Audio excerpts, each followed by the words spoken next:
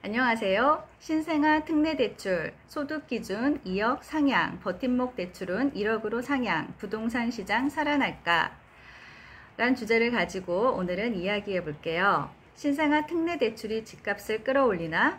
최근 신생아 특례 상품이 부동산 시장에 돌풍을 일으키고 있어요.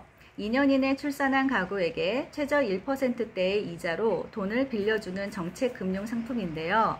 24년 1월에 출시되고 3월 말까지 18,000건 4조 5천억이 시장에 풀리며 침잠하던 부동산 시장에 활기를 불어넣어줬어요. 어느 정도 효과가 입증되면서 저출산 문제 개선을 위해서라도 신생아 특례 상품에 대한 요건을 완화시켜야 한다는 소리에 힘이 실리고 있어요. 신생아 특례 상품은 크게 신생아 특례 디딤돌 주택 구입과 신생아 특례 버팀목 전세 대출이 있어요. 신생아 특례 디딤돌 대출, 신생아를 출산한 가구에게 낮은 이자로 주택 구입 자금을 빌려주는 상품이에요. 신청일 기준 2년 이내에 자녀를 출산한 무주택 세대주 및 대환하는 1주택자가 대상이고 23년 1월 1일 이후에 적용이 돼요. 부부 합산 소득이 연 1억 3천만 원 이하이면서 순자산가액이 4억 6천9백만 원 이하인 경우 연 1.6%에서 3.3% 사이의 고정이자로 주택 구입 자금을 빌려줘요. 단 특례 적용 기간이 끝난 후에는 별도의 이자가 적용돼요. 한도는 최대 5억 원이며 LTV 70%, DTI 60% 이내이고 생애 최초 주택 구입자의 경우 LTV 80%가 적용돼요. 기간은 10년, 15년, 20년, 30년이 있고 1년을 거치하거나 혹은 거치하지 않을 수 있어요.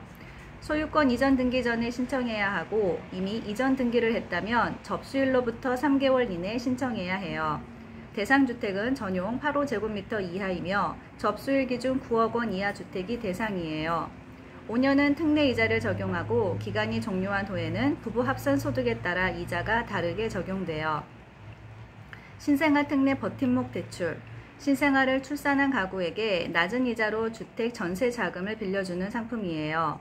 신청일 기준 2년 내에 자녀를 출산한 무주택 세대주가 대상이고 23년 1월 1일 이후 적용돼요. 부부 합산 소득 연 1억 3천만 원 이하이면서 순자산가액이 3억 4천5백만 원 이하인 경우 연 1.1%에서 연 3% 사이의 이자로 전세 자금을 빌려줘요. 단 특례 적용 기간이 끝난 후에는 별도의 이자가 적용돼요. 한도는 최대 3억 원이며 임차 보증금의 80% 한도이어야 해요. 낮은 이자로 돈을 빌려 집을 사는 사람이 늘어나며 침체에 빠져있던 부동산 시장에 반등 신호로 보는 사람도 있어요. 거래량도 지난해 대비 다소 늘어났고 부동산 가격 하락폭도 줄어들며 바닥을 확인한 것이 아닌가 기대를 갖게 해주었어요.